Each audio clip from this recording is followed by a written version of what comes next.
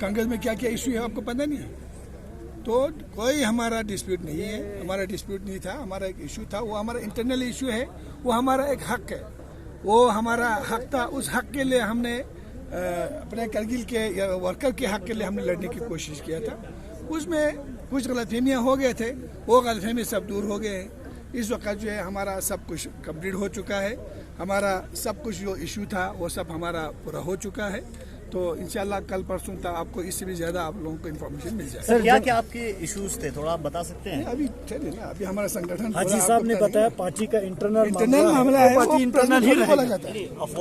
हाजी साहब, जब आप लेह से करगिल की तरफ आ रहे थे, जब आप पहली बार करगिल उस टाइम पे आपने नाराजगी इजहार किया पार्टी से। आपने कहा कि उस टाइम पे आप नाराज हैं पार्टी से। इशू के बारे में हमारे किस टाइप की इशू? भाई आप ये देखो, बाप और बेटे का या बेटे और भाई का, भाई का कोई इशू होता है तो पर्सनल इशू पब्लिक में नहीं लाया जाता। हमारा मसला था, हम बोल रहे हैं, वो मसले हमारे पब्लिक, हमारे वर्कर्स के बीच में थे, वर्कर के उसके हक में थे, तो उस हक के लिए हम लड़ रहे थे करगिल के वर्कर्स की। सर सीसी किसके पावर पे बैठे हैं? आपने कहा सीसी किसी के पावर पे बैठे हुए। देखे ना, नेशनल कॉन्फ्रेंस में डिस्प्यूट नहीं है। नेशनल कॉन्फ्रेंस में सीसी को पहले जब सीसी बना उस वक्त सीसी के ऊपर डिस्प्यूट नहीं हुआ। आप लोगों को, मीडिया वालों को पहले ही पता था। जब सीसी बना तो सीसी क्या सबके राजी से बना है, उसमें भी डिस्प्यूट हो गया। होता है पार्टी में, वो कोई बड़ा इशू नहीं है ना, उसको इशू नहीं माना जाता। कांग्रेस में भी बड़े बड़े इशू है, लेकिन उसको इशू नहीं मानते। ये घरेलू मसला मानता है, ये इंटरनल मसला है, इसको पब्लिक में लाने की कोई जरूरत नहीं। हमारे वर्कर के बीच का मसला था, वर्कर के बीच में खत्म कर दिया हम लोग, उसको मीडिया में लाने की कोई जरूरत नहीं। हमने आपको सफाई दे दिया। उस वक्त जब मैं आया, नाराजगी नहीं था, हमने अपना एक ग्रीवेंस दे दिया। हमारे जो डिमांड्स है, हमारे जो वर्कर के जो डिमांड्स है वो फुलफिल होगा तो हम आगे भी हम इंशाल्लाह हम इससे भी अच्छा काम करेंगे बोल के हमने ये चीज़ रखे थे। हमने ये नहीं बोला था कि भाई हम उससे की तरह से कि भाई आप ये चीज़ करेगा तो रहेगा तो नहीं रहेगा। हमने तो पहले ही कहा है कि हम बीजेपी में ज्वाइन किया है और करके रहेंगे और आइंदा भी रहना है। हमने बीजेपी ज्वाइन किया है, छोड़ने के लिए ज्वाइन नहीं किया। हमने लोगों के काम करने के लिए, कार्यकर्ताओं के काम के लिए हमने ज्वाइन किया है। सर जब आपने बीजेपी ज्वाइन किया था, लोगों का एक एतमाद था, उम्मीद था कि भारतीय जनता पार्टी आपको एक अहम पोस्ट दिला देगी। हम कुर्सी के लिए बीजेपी में नहीं जाएगा, दूसरों की तरह, सीधी बात है। हमने कभी किसी का, हम कुर्सी के लिए कभी ना, हम पीडीपी में जाते वक्त भी हमने कुर्सी के लिए नहीं किया था। और आज तक मैंने पर्सनली कई जगह पर मैंने कभी कुर्सी के लिए हमने बात नहीं की, और ना मेरा बीजेपी के साथ कोई कुर्सी का कोई एग्रीमेंट है। सर क्या आप काउंसिल के इलेक्शन लड़ रहे हैं? देखेंगे, अभी हमारा 2 महीना है, अभी से आपको हम थोड़ी किस मुद्दे पे आप इलेक्शन लड़ रहे हैं सर इस बार? देखिए भाई, अभी शुरुआत है, अभी मुझे गांव जाना है, गांव में जाके अभी मैं अपने माँ बहनों से भी मिलना है। हमको पहले से, मैंने पहले शुरुआत में कहा है, थोड़ा अभी बहुत गैप है हमारे बीच में, गांव के बीच में, तो गांव में जाके बात करेंगे। उसके बाद फिर हम लोग अपने संगठन के साथ बैठ के मशवरा करके हम आगे क्या करना वो देखेंगे। सर एमपी साहब आपसे यही सवाल होगा, इलेक्शन की बात हुई, आपने कहा कि हाजी इनायत अली की सरबराही नहीं इलेक्शन होगा, तो क्या यही समझे कि आवाम के हाजी इनायत अली साहब ही चेयरमैन कैंडिडेट होंगे? नहीं, वो इलेक्शन बताएगा, इलेक्शन के रिजल्ट बताएगा, और बहुत दूर है अभी देखिए वहाँ तक जाने की। लेकिन आज क्लियर ये हुआ है, ऐलान आज किया है, ऐलान किया है, आपने नाम किया। हाजी साहब हमारे कारगिल के भारतीय जनता पार्टी का सबसे टॉप मोस्ट सीनियर लीडर है और रहेगा। और हाजी साहब के गाइडेंस में, हाजी साहब के देखभाल में, हाजी साहब की लीडरशिप में हम इस चुनाव में जा रहा है। गाइडेंस का मतलब ये नहीं सीसी के पोस्ट के लिए, अहदेदार के लिए हम ये कर रहे हैं। गाइडेंस का मतलब है हमारे नेतृत्व में सब बैठ के काम कर रहे हैं। बीजेपी में हाजी साहब का क्या स्टेक है? बीजेपी बता दिया ना, आप इतने बड़े इलेक्शन हाजी साहब लीड कर रहा है तो समझ लेना चाहिए हाजी साहब का क्या लद्दाख बीजेपी में स्टेट है। तो एमपी साहब, आपको कितना उम्मीद है कि अभी आपने बोला कि डेवलपमेंट काम बहुत हुआ है यूटी बनने के बाद, और बीजेपी ने जोजिला टंडन, तो आपको आने वाले इलेक्शन में करगिल के आवाम से कितना एक्सपेक्टेशन? मुझे करगिल के आवाम पे पूरा भरोसा है, विश्वास है। हमें ना उम्मीद नहीं करेंगे, मोदी जी के काम को ना उम्मीद नहीं करेंगे, करगिल के विकास को ना उम्मीद नहीं करेंगे। जितना तरक्की मोदी जी आने के बाद यहाँ हुआ, चाहे वो आप CRF जो है पहले का स्कीम था, लेकिन मोदी जी आने के बाद लद्दाख में आना शुरू हुआ। प्रधानमंत्री ग्राम सड़क योजना में 50 सड़क स्कीम नया आया है, पुराना हमारा चल रहा है, कंप्लीट हुआ है। मोबाइल टावर, हर जहां भी आप गिने, जल जीवन मिशन से लेके, राशन से लेके, दवाई से लेके, जन औषधि से लेके, गोल्डन कार्ड से लेके, DBT से लेके, कोई ऐसा जगह ही नहीं छोड़ा है भारतीय जनता पार्टी और सेंट्रल गवर्नमेंट ने। और यूटी बनने के बाद लद्दाख जो है सीधा सेंट्रल गवर्नमेंट रूल करते हैं।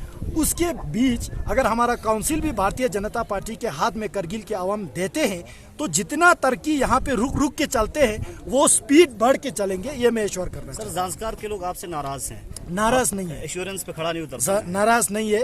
संस्कार वालों ने डिस्ट्रिक्ट मांगा है, हमने 5 साल में देने का वादा किया है। अभी 5 साल होने में हमारा टाइम है, लेकिन संस्कार का विकास देख के संस्कार के लोग बहुत खुश है। काउंसिल इलेक्शन में आपको रिजल्ट मिल जाएगा। डिस्ट्रिक्ट को लेकर सर, और डिस्ट्रिक्ट हमने बोला था ना 5 साल के वादा किया है, 5 साल में हम डिलीवरी करने का पूरा प्रयत्न करेंगे। 2 महीने देखिए भाई, डिस्ट्रिक्ट जो है काउंसिल इलेक्शन का वादा नहीं था, पार्लियामेंट्री इलेक्शन का वादा था। पार्लियामेंट्री इलेक्शन आने में और 1 साल है। फिलहाल हम डिस्ट्रिक्ट काउंसिल इलेक्शन में जा रहा है। फिलहाल हम काम गिन के, डिस्ट्रिक्ट नहीं मिलेगा, वो आपको समय बताएगा। चलिए सर, जोजिला टनल पे बात हो रही थी। पूरे खिते लद्दाख के आवाम काफी मशहूर है, बहुत खुश है जोजिला टनल को लेके। इसमें एक क्वेश्चन ये होगा सर कि क्योंकि जोजिला टनल जो है सिर्फ करगिल के लिए नहीं होगा सर, स्ट्रेटेजी के लिए भी हमसे भी ज्यादा लोगों को भी काफी पूरे लद्दाख के आवाम के लिए है, और उससे ज्यादा देश के नेशनल सिक्योरिटी। तो एयरपोर्ट को लेके आप लोग इसमें नाकाम रहे, क्या उम्मीद है कि एयरपोर्ट अशद जरूरत है करगिल के आवाम को? देखिए, एयरपोर्ट को लेके नाकाम नहीं है, ये एक बहुत बड़ा मुद्दा है। इस पे बहुत सारे टेक्निकलिटीज है। मैंने खुद अपने मान से कहा, एयरपोर्ट अथॉरिटी ऑफ इंडिया की ओर से पूरा डीजीसीए के सभी कंसर्न अथॉरिटीज से टीम लेके हमने यहाँ पे विजिट करा। वो विजिट सारा करके रिपोर्ट सबमिट दिल्ली में हो चुके हैं। उस पे अभी काम हो रहा है, उस पे काम चलना है। हमारा पूरा कोशिश है, हमारे सरकार रहते हुए, मैं खुद एमपी रहते हुए, हाजी साहब यहाँ पे रहते हुए, हम सब हमारा कोशिश है कि कारगिल में सिविल जहाज जल्द से जल्द उतरे।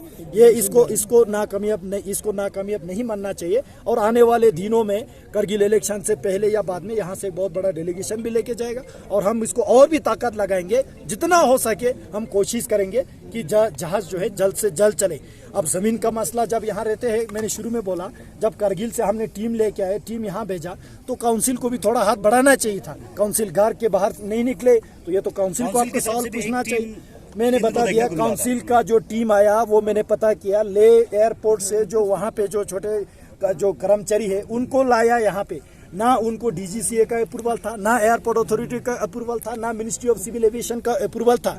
वो तो ऐसे पब्लिक को बेवकूफ बनाने के लिए, मैं रिकॉर्ड में मीडिया में बता रहा हूँ आपको, जो ले में हमारे जो एयरपोर्ट अथॉरिटी के जो काम कर रहे हैं डायरेक्टर से नीचे, वो लोग यहाँ पे आके मीटिंग करके प्रेस रिलीज दे रहे हैं। ये तो आवाम को बेवकूफ बनने के बाद कर पा रहे हैं सर, आपकी सरकार भी तो नहीं कर पा रहे हैं। सरकार अभी खत्म नहीं हुआ है, 5 साल अभी पूरा नहीं हुआ है, मुकम्मल 5 साल होने में और 1 साल है, समय बचा है, 1 साल पूरा बचा है। इससे हमारे लिए 1 साल बहुत है। देखने को मिला है सर। देखिए, 2014 से पहले कांग्रेस का एश्योरेंस, इसके बाद भारतीय जनता पार्टी कांग्रेस का एश्योरेंस तो सब खोखला है, सबको पता है। भारतीय जनता कांग्रेस ने जोजिला टनल में भी एश्योरेंस दिया, कांग्रेस ने तो यहाँ टेलीफोन टावर को भी इंश्योरेंस दिया, कांग्रेस ने तो बहुत कुछ इंश्योरेंस दिया। नहीं, आपकी पार्टी के बारे में जानना चाहता हूँ। मैंने एयरपोर्ट के बारे में जितना मुद्दा बना के रखा हुआ है सर। एयरपोर्ट की इशू मैंने अभी विस्तार से बताया। लद्दाख का पहला भारतीय जनता पार्टी का वाहिद एमपी हूँ। कारगिल के एयरपोर्ट के बारे में पार्लियामेंट में हमने चिल्ला के बोला है। ये भी बहुत बड़ी बात होते हैं। पार्लियामेंट में जब स्ट्रेस लगता है, पार्लियामेंट्री रिकॉर्ड में आता है। सर, आप नुमाइंदे, आप नहीं बोलेंगे तो और कौन बोलेंगे? इससे पहले भी नुमाइंदे थे, इससे पहले भी नुमाइंदे थे, वो भी थे ना।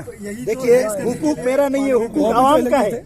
हुकूक मेरा नहीं है, हुकूक आवाम का है। मैं एहसान नहीं कर रहा हूँ कि मैंने बोला करके, मैं एहसान नहीं कर रहा हूँ। मैं बता रहा हूँ कि लोगों के रिकॉर्ड में ला रहा हूँ। कहने का मतलब है, इससे पहले क्या लद्दाख में एमपी नहीं था? तो कारगिल से कोई चुन के नहीं गया। हमारा पूरा कोशिश है, 99% हमारे ओर से हो जाना चाहिए। बस आखिरी सवाल होगा सर, चलते चलते टैक्स केड़िए के आप मूवमेंट को किस तरह देखते हो? इस एमपी लद्दाख उनके 4 पॉइंट मेमोरेंडम को आपका कितना सपोर्ट रहेगा? देखिए, मुझे ये समझ में नहीं आ रहा है ये 4 पॉइंट एजेंडा अलग से क्यों चला रहा है। सीधी बात यह है, प्रधानमंत्री मोदी जी ने, भारतीय जनता पार्टी ने लद्दाख को यूटी दिया, यूटी के साथ बजट दिया। लद्दाख के लोग बहुत खुश है।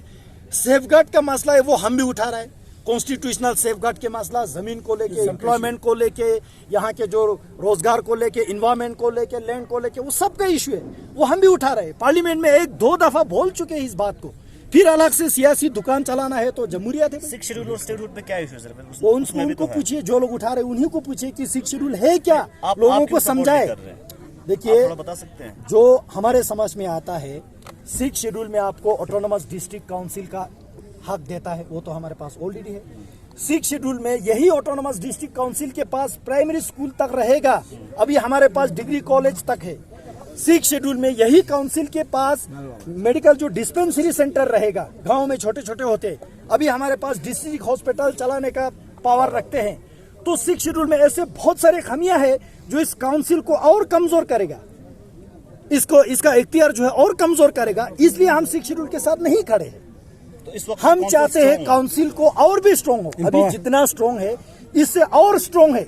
आप तो 6 शेड्यूल बता के ये बता रहे कि काउंसिल को और कमजोर करे। 6 शेड्यूल को ठीक से पढ़े ना, 6 शेड्यूल की मिसाल ठीक से देखे ना। अभी सुनने को मिला सर, यूनियन गवर्नमेंट की जानिब से काउंसिल को एम्पावर कर रहे हैं और देखिए, यहाँ से एक बॉडी को ले रहे हैं, ये कहाँ तक सच है? ये सारा जो है होम मिनिस्ट्री खुद देख रहा है। आज का मीटिंग जो है भारतीय जनता पार्टी का है, टॉपिक इधर उधर सारा छड़ेंगे तो डाइवर्ट